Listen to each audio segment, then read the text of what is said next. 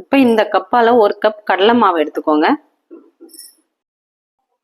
இப்போ கடலை மாவு எடுத்த அதே கப்பால் 2 கப் நம்ம ஆயில் எடுத்துக்கலாம்.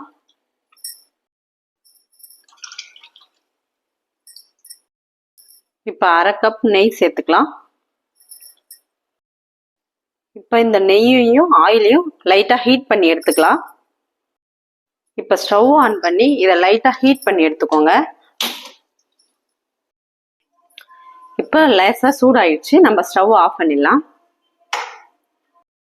இப்போ இதில் பாதி சேர்த்து நம்ம கடலை மாவில் மிக்ஸ் பண்ணிப்போம்.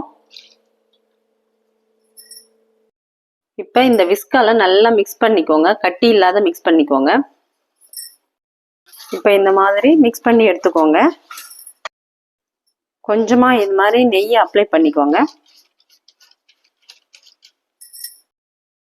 இப்போ இந்த ட்ரேவில் நம்ம நெய் அப்ளை பண்ணி வச்சாச்சு. கடலை மாவு எடுத்து அதே கப்பால் நம்ம 3 கப் சர்க்கரை எடுத்துக்கலாம்.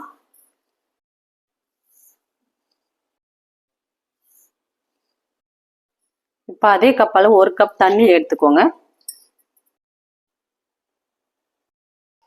இப்போ சர்க்கரை நல்லா கரைஞ்சி வரட்டும்.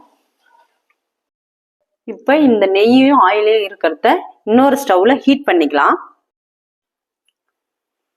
இது வருது பாருங்க, இந்த கம்பி பதம் வரணும்.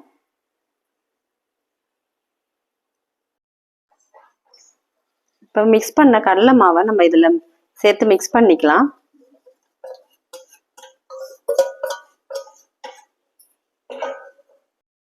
இப்போ கைவிடாத நல்லா மிக்ஸ் பண்ணினே இருங்க. இப்போ இந்த ஸ்டேஜில் நம்ம ஹீட் பண்ணி வச்ச நெய்யும் ஆயிலையும் சேர்த்து நல்லா மிக்ஸ் பண்ணிக்கோங்க.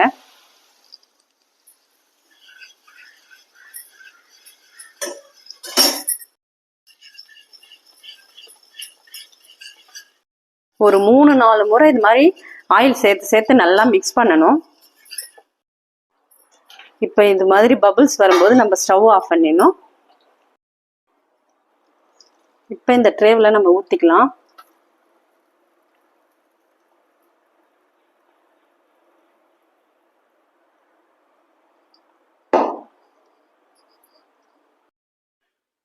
இப்போ இது கொஞ்சம் நல்லா ஆறி வரட்டும், அதுக்கப்புறம் கட் பண்ணிக்கலாம்.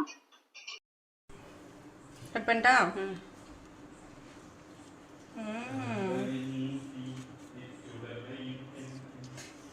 எனக்கு கூட அந்த ஞாபகம் வாய்ஸ் கொடுத்தீங்களாம்மா? சரி விடுங்க. இப்போ ஒரு 4 மணி நேரம் ஆறி இருக்கு. இப்போ நம்ம கட் பண்ணிக்கலாம்.